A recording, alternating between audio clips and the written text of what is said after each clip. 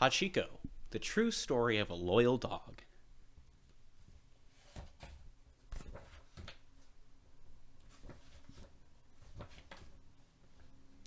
There is a statue of my old friend at the entrance to Shibuya Station.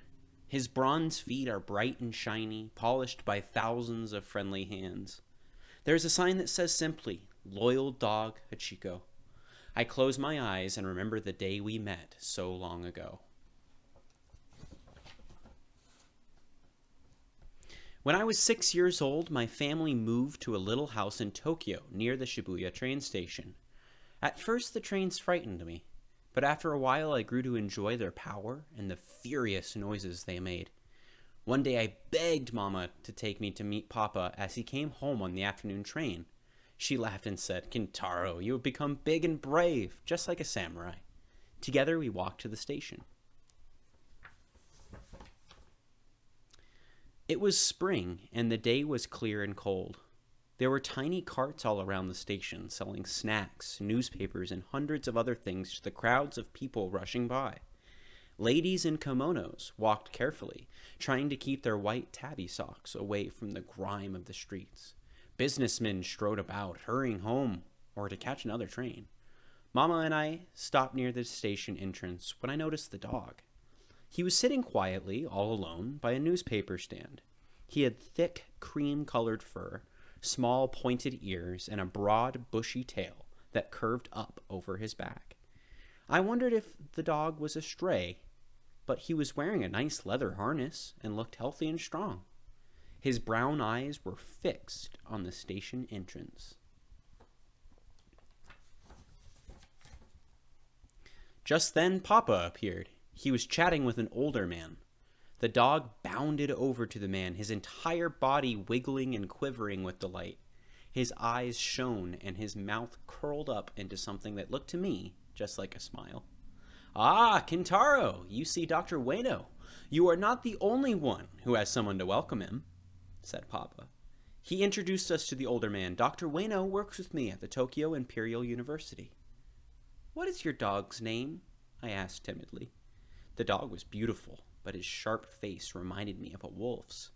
I grabbed Mama's kimono and stepped behind her just in case.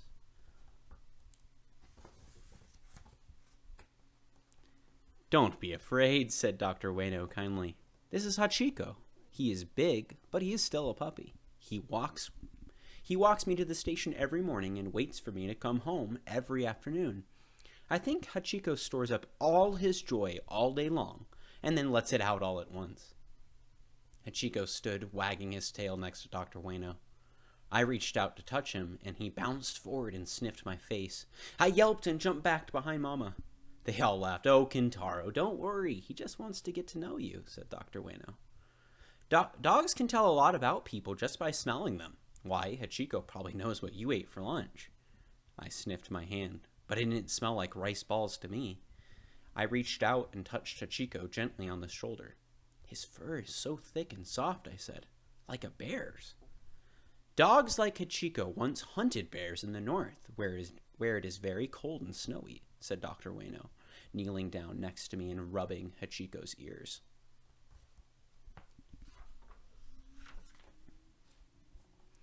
From that day on, I went to the station almost every afternoon, but I no longer went to see the trains. I went to see Hachiko. He was always there, waiting near the newspaper stand.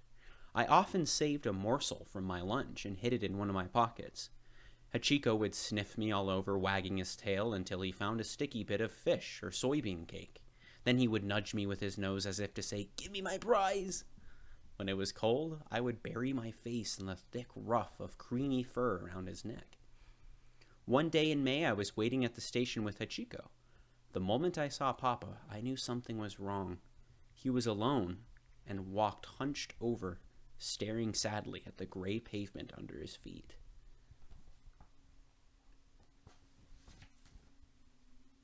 "What's the matter, Papa?" I asked him anxiously, standing with one hand on Hachiko's broad head.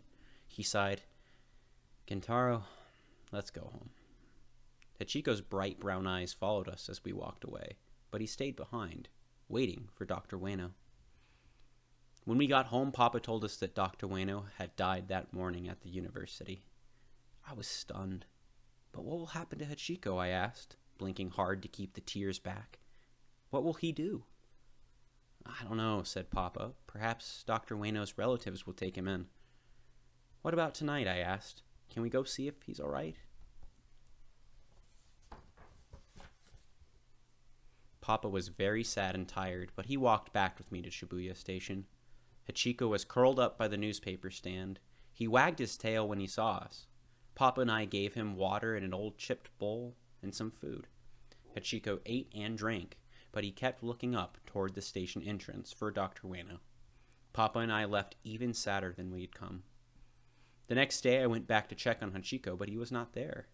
Papa told me that Hachiko had been taken several miles away to live with some of Dr. Ueno's relatives.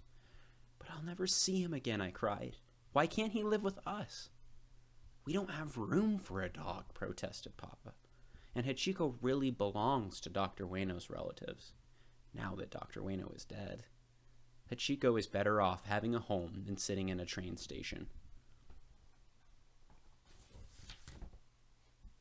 But Hachiko had other ideas.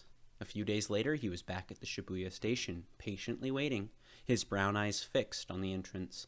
Hachiko had run back to his old home, and from there to Shibuya station. Mama and Papa let me take food and water to Hachiko every day.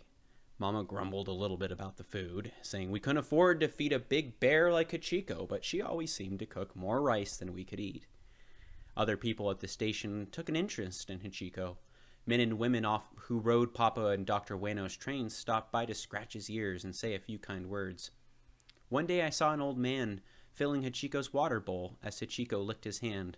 The old man's hair was streaked with gray, and he was stooped, as if he spent most of his life bent over the ground. But his eyes were as sharp and bright as Hachiko's. "Are you young Kentaro?" the old man asked. I nodded. "I'm Mr. Kobayashi. I was Dr. Ueno's gardener. Dr. Ueno told me that you and Hachiko often wait for the afternoon train together." "Do you still take care of the house where Dr. Ueno lived?" I asked. "Yes," said Mr. Kobayashi. "Hachiko comes back to the house every night to sleep on the porch. But in the morning he walks to the station just like he did with Dr. Ueno. When the last train leaves the station, he returns home." We were both silent. Then I asked, "Do you think Hachiko knows that Dr. Ueno died?" Mr. Kobayashi said thoughtfully, "I don't know, Kentaro. Perhaps he still hopes that Dr. Ueno will return someday. Or perhaps he knows Dr. Ueno is dead, but he waits at the station to honor his master's memory." As the years passed and Hachiko got older, he became very stiff and could barely walk to Shibuya Station. But still he went every day. People began collecting money to build a statue of Hachiko at the station. Papa, Mama, and I all gave money, and we were very happy when the statue was placed next to the spot Hachiko had waited for so many years. One chilly morning, I woke to the sound of Mama crying. "What's wrong?" I asked as I stumbled into the kitchen.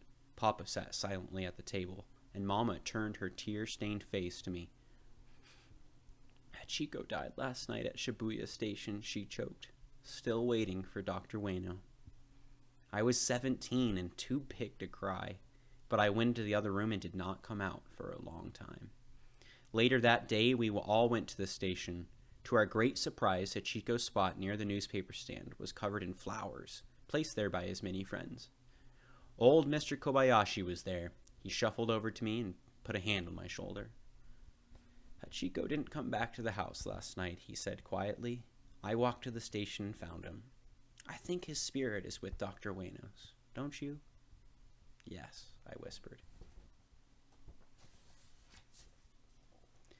The big bronze statue of Hachiko is a very famous meeting place. Shibuya Station is enormous now, and hundreds of thousands of people travel through it every day. People always say to each other, "Let's meet at Hachiko." Today, Hachiko is a place where friends and family long separated come together again. And in the back here, it has a little bit more information about the real Hachiko. Alrighty. Thanks for listening.